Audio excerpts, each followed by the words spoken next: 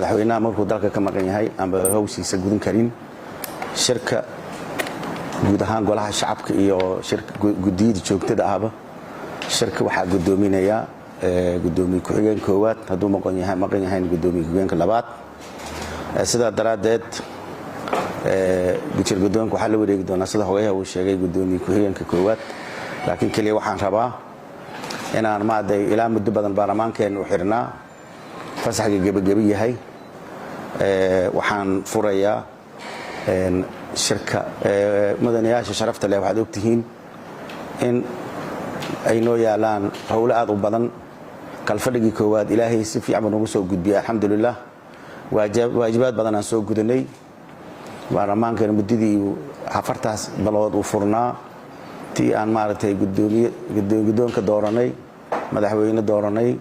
ra'iisul wasaare maaragtay kalsooni siinay xukuumadii iyo maaragtay barnaamijkeedan ansaxinay miisaaniyadii 2022 aan ansaxinay kadib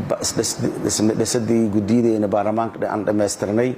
marka muddadii balihii abantaas nagaga dhamaaday weli lama gudagalin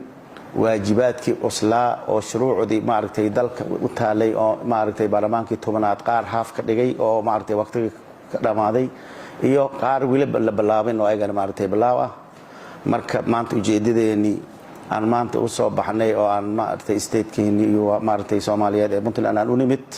si aan jaanis u helno xarunteen markaan joogno culeys badan aan dul saarnaa xilbaanada jaanis ma helayaan problema la soo gudboonaya arrin familia la galaya marka sababtaan u soo baxnay oo aan state-kan u soo aadnay waxay tahay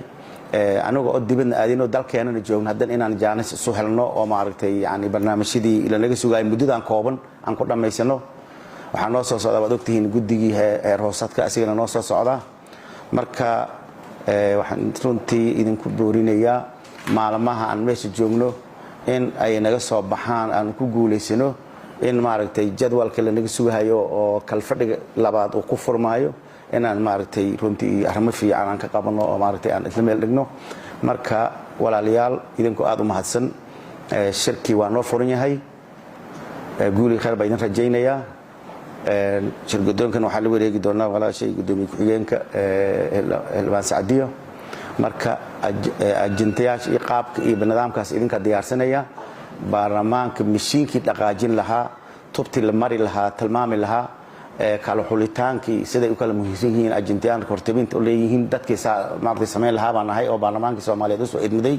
marka idinku aad u mahadsan shirka waa noo furan yahay hawshiina wada Allah idinku guuleeyo